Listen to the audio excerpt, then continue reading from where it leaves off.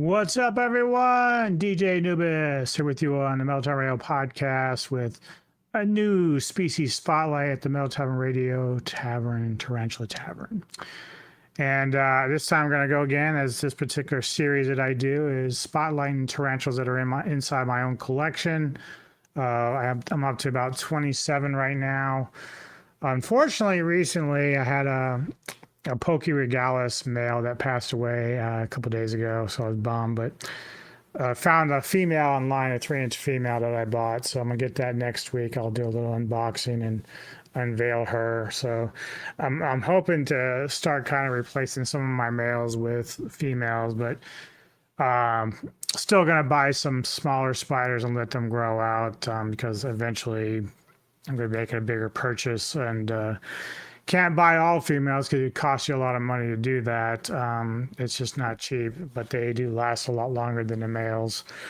But anyway, moving on to our species for today, we're talking about the Metaphobamima robustum, which is the Colombian Giant Redleg, and it's a large New World terrestrial tarantula from Colombia. It is especially prized by keepers for its substantial size, striking reddish-orange legs, and one of the strangest defensive behaviors in the tarantula hobby. Obviously, its native ranges in Colombia, as it was stated. It grows 6 to 8 inches long, sometimes 7 to 9. As with most species of tarantulas, females can live up to 15 to 20 years, where males are usually 3 to 5. Since they're new worlds, they don't like obviously they have some venom and they could hurt you because their just size gets big. But their venom is not significant enough as opposed to an old world. So, but their biggest defense, of course, is irritating hairs that they kick off. You don't want those in your eyes or skin. It can be very, very uncomfortable, to say the least. As a terrestrial, it burrows a lot. Mine does. I'm gonna have to kind of rehouse it. I mean, I have it in like a big ass, probably 10 to 20 gallon enclosure, but I gave her like this thing. It was like a tower with like a little plate on the top that usually you could put water in, or what if you wanted to. And it has an underground hole. And, for a while she was using it, but her water dish would dry up really quick because I had a smaller one. So I got their big one. It was a big concrete one. I said, okay. She likes to drink water. I put a plant in there for the humidity and stuff like that. And but then she ended up digging under the concrete one. And so it didn't fall on top of her or anything. It didn't hurt her. But I was concerned. I was like, I don't really feel comfortable in case the soil collapses because the plant is right next to the dish. So I took the concrete off, and she still has her little hole there that she dug in, but she doesn't even use the other one. So it's kind of weird. But I'll probably redo the enclosure, put some more soil in there to give her more deeper soil, because I mean it's deep but not like massive. Like you're gonna see in Dave's video that I'm gonna show in a few minutes that he fills his up like this deep. But obviously as they're younger they spend more time in the ground, but as they get older and bigger they're out a little bit more. I do see her when she comes out, but obviously it's only when she's drinking or trying to feed. She's a very aggressive feeder basically. Let's see. As far as like keeping, this is probably an intermediate because again, it's not a bad spider. They're skittish, so they'll run more than anything, but they can't get defensive very fast. And so again, it's not so much the fangs. It's like they do this weird thing where they raise up their ass, and it's basically them preparing to kick some hairs at you. So you have to be very, very careful with that. Again, getting on your skin just makes you itch for a long time, a couple months, if you don't wash it off right away. And then if you get it in your eyes, that's even more serious. So like some people wear goggles, or I just learned to try to place my catch cup when I need to take her out or whatever over her so she can't shoot up at me because they will go all over the place. You really don't see the hairs that much, but you can feel it. So here's a couple pictures of mine, which I've called her Kamunga, based off the kaiju. There's one there with her in there. That's an older rock too. I don't even have that rock. I do have that rock somewhere, but not that particular one.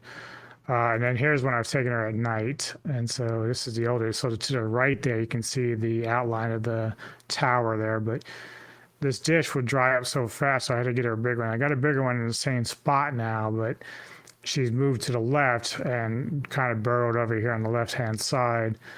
But she's growing and getting there and doing all that. So very colorful spider, very cool looking. Again, she doesn't get really defensive right away. Like for me, she'll just run. Like she'll run into her cubby hole or whatever, or kind of run away from where I am. But when she's hungry and I drop food, man, she is quick on that shit. Like whoosh, latches on. But let's go ahead and check out Dave. He's doing a rehousing for his, and you're going to just get kind of an idea of what this spider is, how it looks, and how it behaves. Today we are going to do the Megaphobema robustum.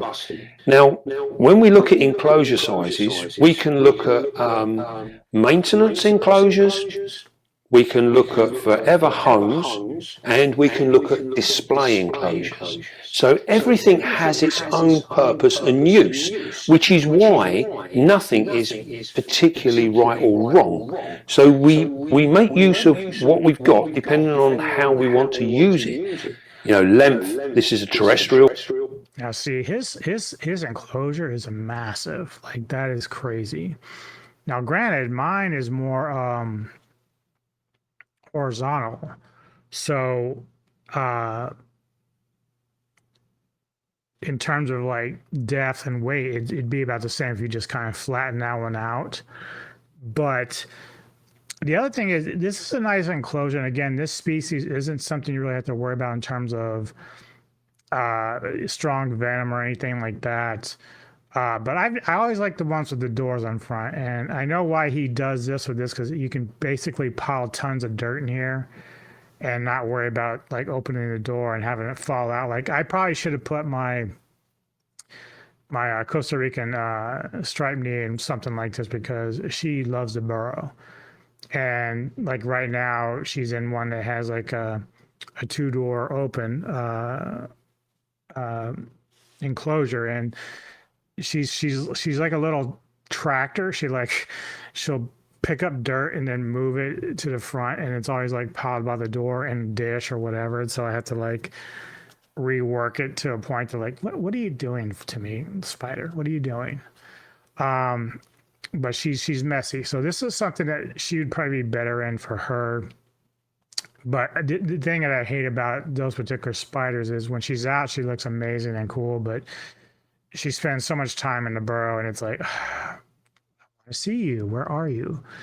So it is frustrating with those particular spiders. But again, the Colombian Giant, you know, at least she's out more often. I mean, my Costa Rican's out when it's dark. I can go in there with a spotlight and I can see her. She'll come out. But if the lights are on, she's pretty much in her burrow all day. But yeah, so for this, I can see why he got the spider this type of enclosure. But I always like access from top and the sides, especially for my old worlds. I like to have control of the situation in case things go badly. But yeah. Spider, a New World terrestrial spider. So giving it that extra length will make it look visually, make it look a little bit better. So what we're going to do, we are going to fill this up now. Now, when these guys are young, they do like to burrow down, and they are quite shy. Even as adults, they can be quite shy. So we're going to give it a little bit of soil. Now this is just potting compost mixed with some cocoa fibre. By having that contour, it's nice. Right then, so what we're going to do, we've got a piece of cork bark here with a hole in the end, so we can see all the way through there, aren't we? You see that? Pretty cool. So we can do that. And what we're going to do, we're going to put this flat down, like so, because we're hoping she's going to use that hole. That's the idea. We're going to cover the rest of it up. Just push that in there like that. I'm always amazed how he gets like, because he says he just goes out in the wild and gets all his like, you know, his logs and his cork bark and the plants and stuff, and you know, of course, the moss and all that. So like, but he always makes it look so nice. Like for me, like I don't even know how he like keeps some of those enclosures clean. Like some of my arboreals, man, they shit all over the fucking place. Like it's ridiculous. So that's going to keep that like that. Hopefully she's going to use this. Go in here. That's what we want. But you never know. So then we've got a couple of plants here as well. So what I normally like to do is I like to try these plants in different places. Just try them out. Just see where they fit. See, I'm a bit worried. I'd like to put a plant in here, but I've got a feeling she's going to dig all of that out and bury it. So it might just be better to put it there. Yeah, that'd be a better place to have it, wouldn't it? And then maybe a bit of, I'm toying with the idea of this one. Or moss up there. I think a bit of moss up there, wouldn't it?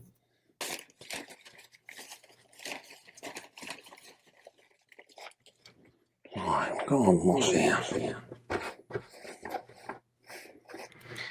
I was notorious for having a hard time with plants and moss.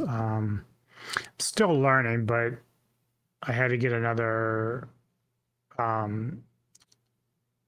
plant light for the room here because the one I had, it's the kind that stretches. You know, it has like LED lights and stuff like that, and it was working, but because I have like shelves, like tall shelves, like it wasn't getting to all the plants, so I had to kind of rearrange. Like my one with my Mexican red knee, that plant's really struggling because it's all the way at the bottom. So I got another LED light to capture the lower parts of the shells. But even with moss, like I was struggling early on. But I think lighting was always my biggest problem because I was always assuming that I use like pothos plants, and so they're usually good for low light, but sometimes the light has to be a little better than it was. So I got the LED lights, and it's been a much more improvement in terms of both the moss and the plants, but still working on the best way to do this. I don't know if I have to move some of my other, because I only have plants in certain enclosures, because putting a plant inside like my featherleg baboon, like it'd be pointless because it's such a heavy Weber. It would just kill the plant anyway. Like it wouldn't matter. So only mainly for like some of my larger like bird eaters and stuff like that, and my Mexican redleg as well as my Costa Rican zebra. Those are fine. They don't really web up a lot or anything like that. So you're able to do that with stuff, and even with the Colombian giant. So just depending on what type of species of spider you're dealing with, heavy webbers. Like I have a green bottle blue. I probably could never put a plant in there because she would just destroy it. She's crazy at webbing. I'm just going to cover that like that. So we're just going to take our bits of rubbish off as normal. You can leave them in there, to be honest. Don't make any difference.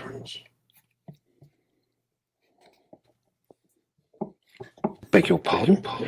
Now, one thing to pay attention to here is also if you're going to do an enclosure like this, or even the ones with doors, make sure that your depth of your soil is high enough that if the spider should drop, it's not going to hurt itself. And, you know, spiders are more durable than you think. So a lot of people panic when they say like, oh, you need more soil.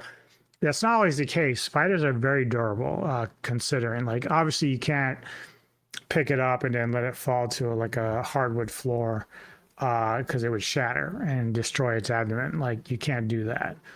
And spiders have hurt themselves inside of enclosures if they hit like a rock or something, but for the most part,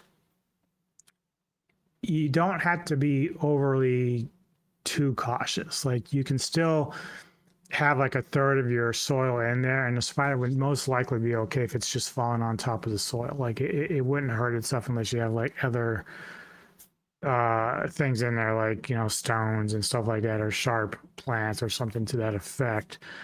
But you can see he's got this where it's almost like halfway or a little bit over halfway, that if the spider climbs and falls down, it's not going to hurt itself.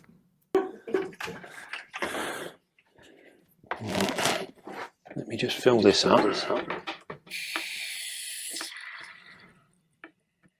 I need Dave to come over to my house so he can show me exactly how to water my plants correctly. Sometimes I feel like I'm either not giving them. Another thing that's been mentioned quite a lot lately is the use of clay balls. And yes, the clay balls are very, very useful. Now, real quick with this, when I first started watching him a few years ago, he was using clay balls a lot. And then he kind of stopped using them. And I can't remember his reasons why. Now, once he stopped, I kind of stopped. Like, once I kind of realized, like, clay balls are cool and they do help with humidity and stuff like that. But let's take a look at his enclosure, right? In a perfect world for me, if I was going to use clay balls, because he was using like a screen netting, and that's what I was using. But I would have changed. I would like to design an enclosure that if you're going to use clay balls, that it has like some sort of grate that fits the entire thing. And you can just kind of scoot it down in there. And if you had to put your clay balls in and then put your netting over top and then put the grate on top of it, because spiders that tend to burrow will sometimes burrow straight through the netting, and then you get sand and soil into the clay balls, which is what you don't want. You just want the water to kind of drip through and create this humidity through that. I'm going to be getting another Avic. I'm not sure if it's going to be a versicolor or not. I have this plan in my head to keep the humidity higher for it, because I think that's sort of where I've been failing my last two Avics that have passed away. The male was more because it was age, but the female should have lasted longer, and she molted and then just dried up. So I think I've kind of discussed this before with Avics. They're not the smartest of the spiders to go and get water. Like either they're just too lethargic because of their exertion and stress of like molting or whatever. But either way, I tried to let her be. I checked on her a couple weeks later. I hadn't seen her, and she was dead. So obviously, I had kept her water bowl full of water and made sure to kind of mist a little bit, but it wasn't enough. So I had to really work on the humidity part with the Avics. They're just specific type of spiders, for whatever reason, that need a little more than usual compared to a lot of these other spiders. But his clay balls, and maybe that's something I can revisit. I still have clay balls. So maybe that's something I should revisit with that. One thing I've learned is plants do help with humidity as well. So when I go and get my new Avic, I'm going to make sure that I'm going to have a plant plus, and maybe clay balls might be an option for that, because again, I want to make sure that my Avic is not stressing from lack of humidity. And I know I'm kind of going off a tangent here, but the reality is, he doesn't really use clay balls as much anymore, as far as I've seen. Like, he's kind of abandoned them a little bit, but it's maybe because he's found other ways to get the right humidity for his spiders that he has. Now, he does have Avics, and I can't remember if he's using clay balls with them or not. To my knowledge, I don't think he is anymore, but if he watches this, he can kind of comment and clarify if he's still kind of even using them. If we use the clay balls, which we will use them again. Whoops. Are very, very useful. If we use the clay balls, which we will use them again. We have got a couple of builds that we're going to use them in. What that does then? Actually, I should correct myself. I thought he filled it a bit higher. I guess it's higher in the back, but it's only about a third here. And people will tell you sometimes like it should be fuller, because if the spider falls from the top. But really, to be honest, it should be okay. Now, I'd be a little worried with the bark, but again, my Colombian Giant doesn't really climb the sides anyway. She stays mainly on the ground level, so I'm not too worried about that with her. But usually when you introduce a spider into a new enclosure, they kind of wander around, just kind of getting a feel for where they're at. But again, he's been in this business for quite a long time, so he knows what he's doing. And so I'm not worried about his spider in this particular setup at all. It does create a system where our plants can go down and the roots can go down and sit on the membrane, which is covering our clay balls. The clay balls actually allow us to keep water in the bottom of the tank. Right then. I knew I'd find a home for that stick. Here we go.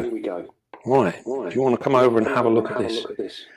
Absolutely wonderful spider. Now, these spiders are very, very skittish. And she may well decide that she wants to run away when we uncover her. So we're going to pick this up. Catch cup. Yeah, she will probably do that.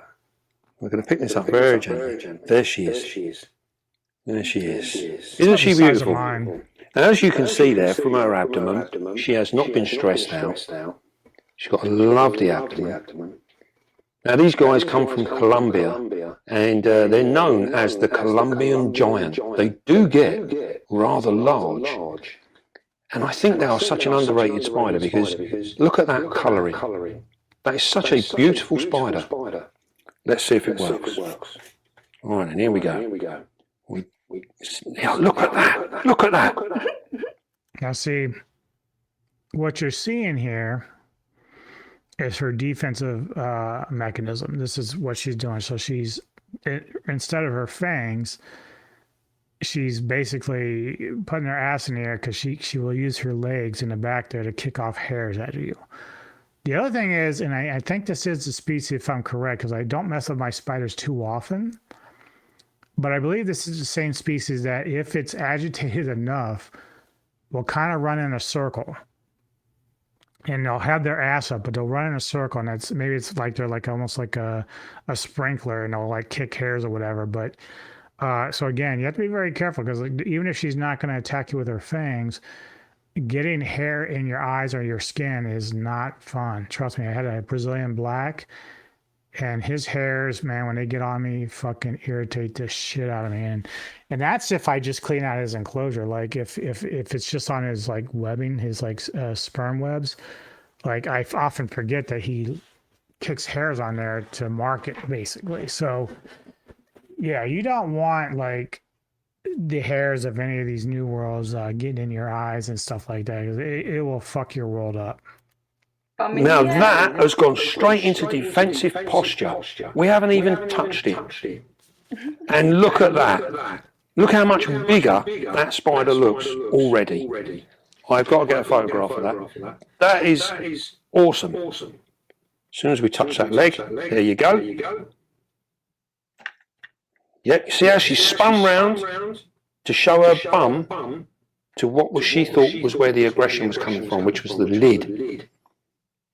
So what we're going to do now, we're going to plonk her in there, and we're just going to empty her out like that.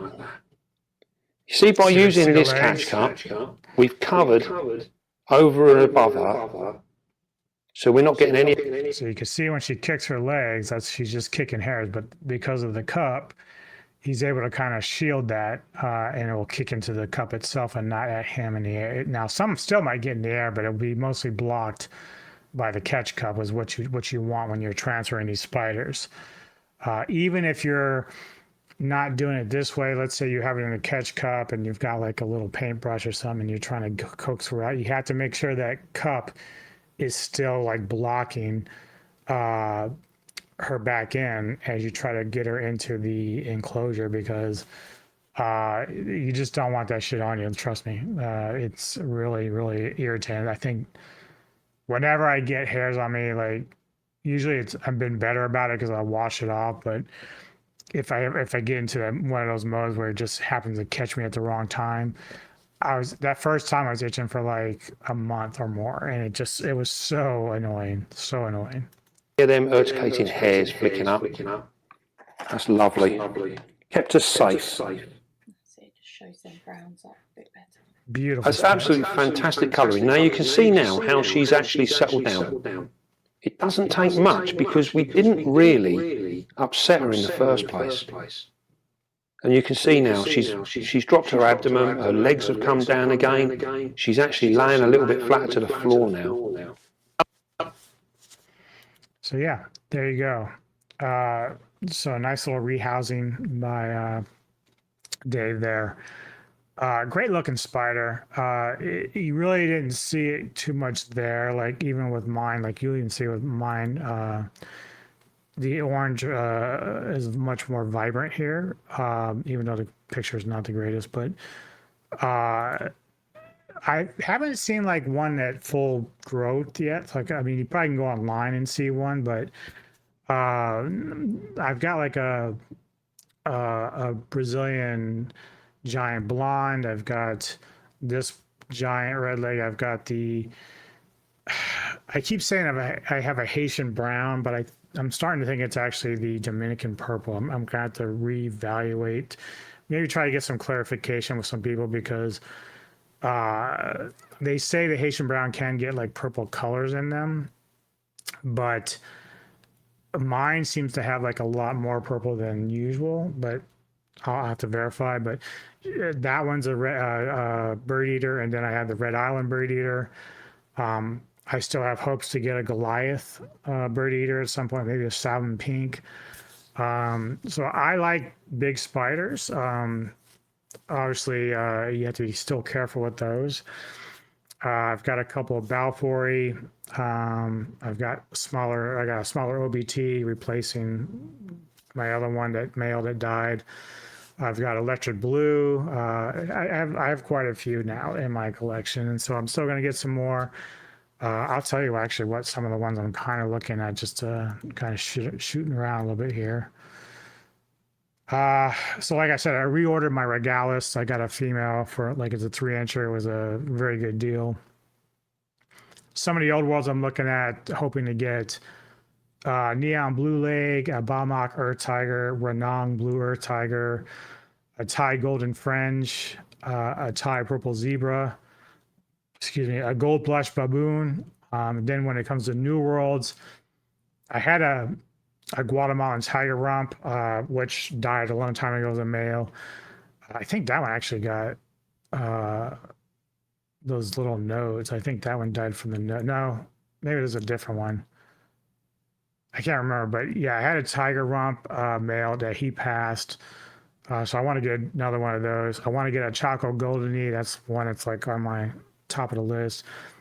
I want to get a new skeleton leg because the one I had passed, unfortunately.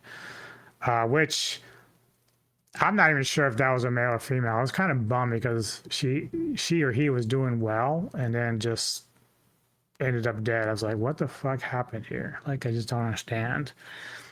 But I probably didn't have it in the best enclosure setup, so I'll have to rethink it when I go to do a new one. I had Arizona blonde male that passed. Like I said, I want to get a Goliath bird eater. I want to take my chance at a Darth Maul, but I want to make sure I'm getting like at least a 2 to 3-incher. And right now, the only ones out there are spiderlings. I can raise spiderlings, but not really confident enough. You know, I've done it, but usually it's better if they're at least juvies. Like, at least they've kind of gotten past that one point. I want to get a Dominican blue bird eater, a golden bird eater, and like I said, the salmon pink as well. So that's kind of like the list of stuff that I've got on my hot list, basically, in terms of what I want to get going forward. And now, of course, showcase those as I go along. But yeah, so let me know your thoughts on this particular breed of spider. Let me know in the comments how you feel about it. And please go check out Dave's Little Beasties. A great channel, great knowledge. It has a lot of informative stuff there when he does his videos. So be sure to check him out for sure. And yeah, I'll see you next time and enjoy the rest of your day.